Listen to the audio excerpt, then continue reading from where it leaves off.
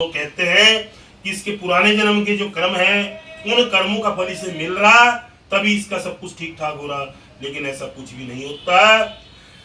जो कर्म हम आज कर रहे उन कर्मों का फल इसी जन्म इसी युग में हमें भोग के जाना। बहुत से लोग क्या होता है, कई बार हमारे घर में जब बीमार हो जाते हैं कोई, तब उनकी जब दुर्गति होनी शुरू होती है, उस समय हम लोग क्या करते हैं, उनको एक थाली में खाना दिया और ऐसे जैसे एक जानवर को दिया जाता है वैसे ही उनके आगे रखते हैं। अगर दुर्गति उनकी हो जाए, अगर बिस्तर में ही सब कुछ उनका हो रहा हो, तो घर की बहुएं क्या करती हैं, लड़ना झगड़ना शुरू कर देती हैं। उस टाइम वो कहती है मैं न सास की सेवा करूंगी न ससुर की सेवा करूंगी।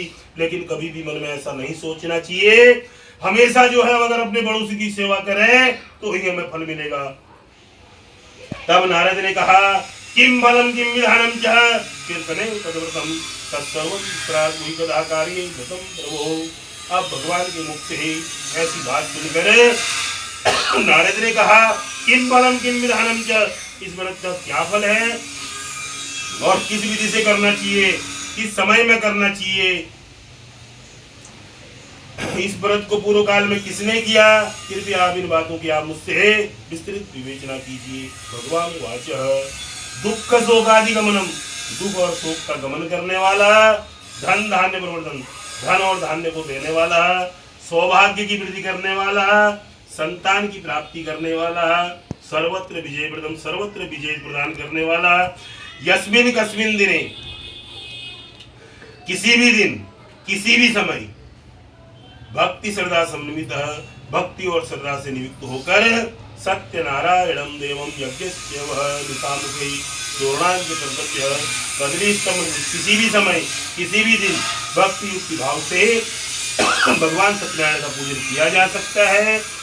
हे नारद, संध्या के समय ब्राह्मण बंधु बांधवों को आमंत्रित करके, हेलो, शाम के समय जो है अपने बंधु बांधवों को आमंत्रित करके धर्म में आस्था रखकर सत्यदेव भगवान का पूजन। अब पूजन की विधि में क्या है, ध्यान से सुनिए। पंचविकल से युक्त ध्वजा सेवः समन्वितः जल सरत्ने च पुंगी फल समन्विते भूषिते पुष्पमाला भी सप्त धान्यों परिस्थिते छावेद पटवस्त्रे नाना वस्त्र विचित्रते चंदनादि सुगंधेन लेपेद गृहमंडपम शंख भेरी मृदंगं च स्वादेन भोजने नाना मंगल चरयस्तु कर्तव्यम निज सज्जने संध्यायां नियमं कृत्वा ग्रंथ हवन पूर्वकः। इसके उपरांत सबसे पहले जो है 5 कलशों को भर के रखना चाहिए। अब पंच पल्लव कहा गया है, बड़ पीपल आम पाकड़ गुलर। अब अगर यहाँ पे 5 कलश का विधान दिया गया है, यथाशक्ति यथा भक्ति कहा गया है। अगर हमारे पास 5 कलश नहीं है तो हम 1 कलश रख के भी कर सकते हैं। अगर कहीं पे क्या होता है, न तो केले के पत्ते मिलते हैं, न कहीं पे कहीं कहीं जो है आम के पत्तों का भी अभाव रहता है, तो जो है चाहे पीपल के मिल जाए, चाहे गुलर मिल जाए, चाहे पाकड़ के मिल जाए, जो भी पत्ते मिले 5 पत्ते रख के हमेशा कलश में जो है 5 पत्ते डाले जाते हैं। बहुत से लोग 3, 5, 7, 9 करते हैं, लेकिन उसमें भी कोई दोष नहीं है। पंचरत्न है, मोती मूंगा सोना चांदी और तांबा, सर्व औषधि दुर्वा सुपारी छोड़े हैं। इसके अतिरिक्त पुष्पों से उस घट को सप्त धान्य तिल या उड़द चना गेहूं आदि रखकर उसके ऊपर स्थापित करें, रंग बिरंगे वस्त्रों से आच्छादित करें। फिर मंडप में जो है चंदन आदि गंधों से लेपन करके शंख आदि बजावें, गाना आदि बजावें। सायंकाल के नियम का पालन करें, सायंकाल को जो है भूमि में शयन करें। प्रातः काल उठकर स्नान से निवृत्त होकर निराहार रहें। सायंकाल में स्नान के बाद आसन पर बैठकर, अब देखिए पहले कहा जाता था, लोग जो है जो पहले बुजुर्ग लोग थे सत्यनारायण की कथा को जो है वो कहते थे कि शाम के समय में की जानी चाहिए। हमेशा जो है सत्यनारायण की कथा शाम के समय होती थी, लेकिन आजकल लोगों ने क्या कर दिया, अब जो है जिस समय मिल रहा, जिस समय टाइम मिल रहा, उसी समय जो है कथा को करना शुरू कर दिया। लेकिन इसमें भी कोई दोष नहीं है, लेकिन निराहार रहना चाहिए। अब बहुत से लोग क्या करते हैं, सुबह जो है खाना खा लेते हैं, उसके बाद कथा को करना शुरू करते हैं, लेकिन ऐसा नहीं करना चाहिए। कोई भी अगर कार्य करो निराहार रहकर करें। और अब कैसे करना चाहिए, गणेश गौरी की पूजा करें, हमने थोड़ी देर पहले की थी, और अपने सामर्थ्य के अनुसार भगवान विष्णु की स्वर्णमयी प्रतिमा बनावे हैं। कलश के मध्य सिंहासन पर स्थापित कर, और बहुत से लोगों में पंचामृत बनाने में भी संदेह है। बहुत से लोग क्या करते हैं, उसमें तुलसी के पत्ते वगैरह डालते हैं, लेकिन ऐसा कुछ भी विधान नहीं है। सबसे पहले उसमें गाय का दूध डालें, फिर दही डालें, फिर घी, फिर मधु, फिर शक्कर, ये 5 चीज उसमें डलती है। मैं नहीं कह रहा, ये शास्त्रों में लिखा गया है। तब जो है चरणामृत इसी प्रकार चरणामृत बनता है। उसके बाद चरणामृत से स्नान कराकर वस्त्रों से आच्छादित करें। तब जो है स्वस्थ विवाचन पूर्वक प्रतिमा को प्रतिष्ठा करें। चंदन गंध द्रव्य ऋतुफल अर्थात मौसम में जो भी फल मिले ले लें। धूप दीप नैवेद्य तांबूल आदि समर्पित करें, भगवान का पूजन करें। ब्राह्मण बंधु बांधवों को आमंत्रित करके धर्म आस्था कर सवा मन सवा सिर। अब बहुत से लोग नैवेद्य रखने में भी उनको दिक्कत होती है, समझ में नहीं आता, तो सवा मन हमेशा सवाई मात्रा में नैवेद्य को अर्पित करना चाहिए। नैवेद्य में जो है शक्कर मिश्रित गेहूं का आटा, यदि गेहूं का आटा और शक्कर न मिले तो चावल का आटा और गुड़ लेकर चूर्ण बनावे। सब वस्तुओं को जो है सवाई मात्रा में एकत्रित करके भगवान को अर्पण करें। अपने कुटुंबियों के साथ गाना बजाना आदि करें। इसके बाद बंधु बांधवों सहित ब्राह्मणों को भोजन करावें, प्रसाद ग्रहण करें। घर जाते समय मन में भगवान सत्यनारायण का स्मरण करते हुए जाएं।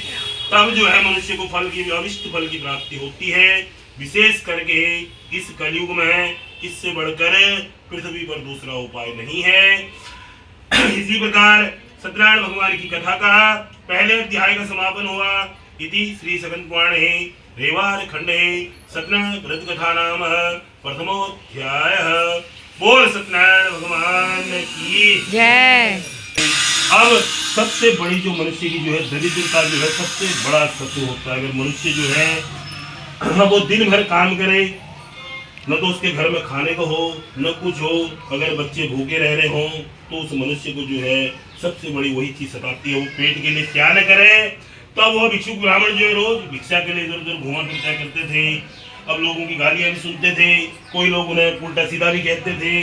तब वो परेशान थे। तब एक दिन भगवान ने जो है एक भिक्षुक का रूप धारण किया और उस दुखित ब्राह्मण के पास जाकर पूछा, हे विप्रवर, आप किस दुख से दुखी हैं? आप पूरा वृत्तांत मुझसे कहिए, मैं आपका कष्ट जानना चाहता हूँ। तो ब्राह्मण भेषधारी भगवान की बात सुनकर वह भिक्षुक ब्राह्मण बोले, मैं अत्यंत निर्धन हूँ और भिक्षा के निमित्त जो है इधर उधर घूमता फिरता हूँ, क्योंकि कहा गया है नास्ति सुदासमं दुखम नास्ति रोग सुदासम। अब किसी मनुष्य के पास अगर कुछ नहीं होगा, अगर अब यही आज के समय में जो है हम लोग भी कर रहे, अगर किसी इंसान के पास पैसे नहीं होंगे या वो गरीब होगा या उसके पास कुछ नहीं होगा, तो ना तो उसकी समाज में इज्जत है, ना कहीं पे उसे बुलाया जाता, ना उसे कहीं समाज में स्थान दिया जाता। अगर वो बेचारा बीमार भी हो जाए तो रिश्तेदार भी जब मिलने के लिए उससे सोचते, छोड़ इससे क्या मिलना, इसके पास तो कुछ है ही नहीं, ये हमें क्या देगा। लेकिन कभी भी ऐसा नहीं सोचना चाहिए। अभी कुछ वर्ष पहले कोरोना नाम की जो बीमारी आई थी, इसका उल्लेख श्रीमद् भागवत में पहले ही किया गया था कि बीमारी आएगी। उस समय देखो किसी मनुष्य को जो है न तो पैसे न अपने साथ ले गया, सब धन दौलत यहीं रखी रह गई थी। जब उनको जो है दाह संस्कार करने के लिए भी अपनों का हाथ न लगा तो ऐसे धन का क्या फायदा। तो इसलिए कहा गया है ना ही दरिद्र सब दुख जग माही।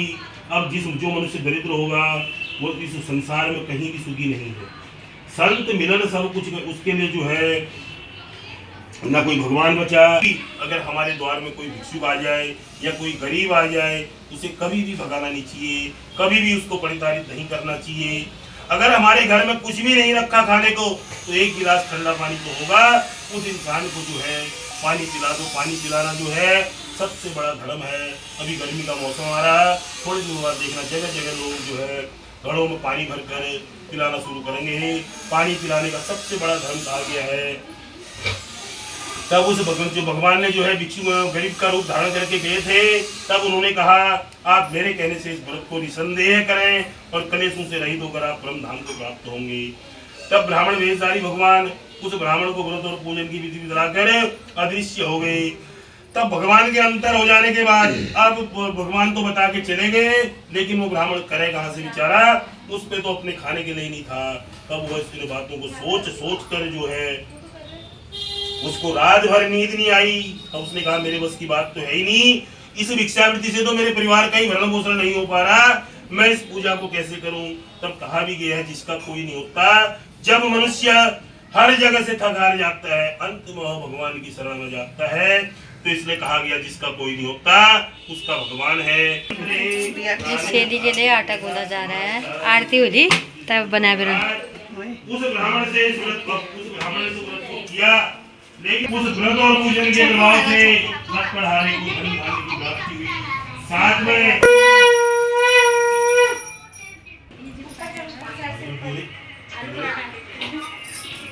बैटरी कम हो गई होगी, इतना लाइट कर वो कितना ही गलत कर ले, शेप ना ऐसे कर दो गलत काम करके घर आ जाए। ऐसे चुप ये देखो शेली बनाने के तब लिए उस बनिए उसने ध्यान दिया और जौ लग तब रखे उसने हैं। सोचा कन्या के विवाह में जो है तैयारी हो बहुत सारा रही है। धन हो गया।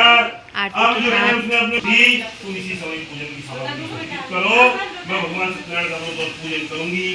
तब जो है उसने भगवान का पूजन किया और व्रत किया। पूजन पूरा करने के बाद उसने भगवान से सेवा याचना की, सेवानाथ गुण में रही, दंडवत होकर जो है प्रणाम करने लगी। रोने और जाने में जो कुछ भी गलती हुई हो क्षमा करो, अगर वो सब कुछ प्रवास से भरा है।